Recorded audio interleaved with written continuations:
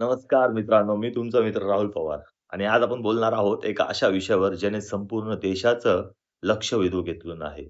दिल्ली दिल्ली आंदोलन. विद्यार्थ्यांचा आवाज की राजकारणाचा खेळ? एखादं आंदोलन चुकीचं असतं का ते चुकीच्या दिशेने नेलं जातं? हा प्रश्न आज प्रत्येक भारतीयाने स्वतःला विचारायला हवा. दिल्लीमध्ये सुरू असलेल्या आंदोलनात लाखो तरुणांच्या वेदनेतून जन्माला आलं. वर्षानुवर्ष अभ्यास करणाऱ्या विद्यार्थ्यांचे पेपर लीक होतात, परीक्षा रद्द होतात, भरती प्रक्रिया रखडते आणि अनेकांचं करिअर अनिश्चिततेतच जातं. ज्यांनी दिवस-रात्र मेहनत केली त्यांच्यासाठी ही फक्त परीक्षा नसते, ती त्यांच्या आयुष्याची संधी असते. म्हणूनच या आंदोलनाचा मूळ मुद्दा अत्यंत गंभीर आहे. पारदर्शक परीक्षा व्यवस्था, वेळेवर भरती आणि शिक्षण व्यवस्था सुधारणा या मागण्या कोणत्याही लोकशाहीत योग्यच मानल्या जातात. पण इतिहास सांगतो, की जेव्हा एखादं आंदोलन मोठं होतं, तेव्हा त्याकडे फक्त सामान्य लोकांचं नाही, तर राजकीय पक्ष, विविध संघटना आणि अनेक हितसंबंधी गटही आकर्षित होतात. याच ठिकाणी प्रश्न निर्माण होतो. आंदोलन विद्यार्थ्यांचं राहतं का ते वेगळ्या राजकीय अजेंड्याचं व्यासपीठ बनतं? काही लोकं म्हणतात, की आंदोलनात राजकीय हस्तक्षेप वाढला आहे. काहींचं मत आहे, की राजकीय पाठिंबा मिळाल्याशिवाय सरकारवर दबाव येणार नाही. या दोन्ही मतांवर विचार होऊ शकतो.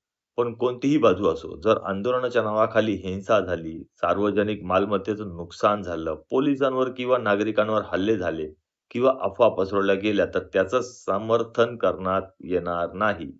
त्याचप्रमाणे जर शांततापूर्व आंदोलन करणाऱ्या विद्यार्थ्यांवर अन्याय झाला, तर त्याचाही निषेध व्हायला हवा. लोकशाहीमध्ये आंदोलन हा अधिकार आहे. पण त्या अधिकारासोबत जबाबदारी ही तितकीच महत्त्वाची आहे. आज सोशल मीडियावर हजारो व्हिडिओ व्हायरल होत आहेत. प्रत्येक व्हिडिओ संपूर्ण सत्य सांगतो असंच नाही. काही व्हिडिओ संदर्भाशिवाय असू शकतात. काही निवडक दृश्य दाखवतात. त्यामुळे कोणतेही निष्कर्ष काढण्यापूर्वी सर्व माहिती तपासणं आवश्यक आहे. या आंदोलनातून एक मोठा संदेश मिळतो. भारताच्या तरुणांना केवळ नोकऱ्या नको आहेत, त्यांना न्याय संधी हव्या आहेत. त्यांना मेहनतीचं मूल्य हवं आहे. त्यांना अशी व्यवस्था हवी आहे, जिथे प्रामाणिकपणे अभ्यास करणाऱ्या विद्यार्थ्याला पेपर लीक किंवा भ्रष्टाचाराची भीती वाटणार नाही. शेवटी प्रश्न आंदोलनाचा नाही.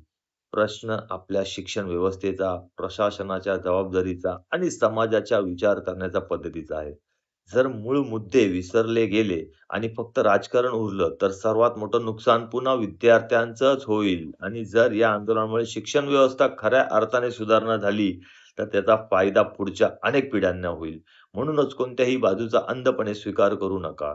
प्रश्न विचारा, तथ्य तपासा आणि निर्णय स्वतः घ्या.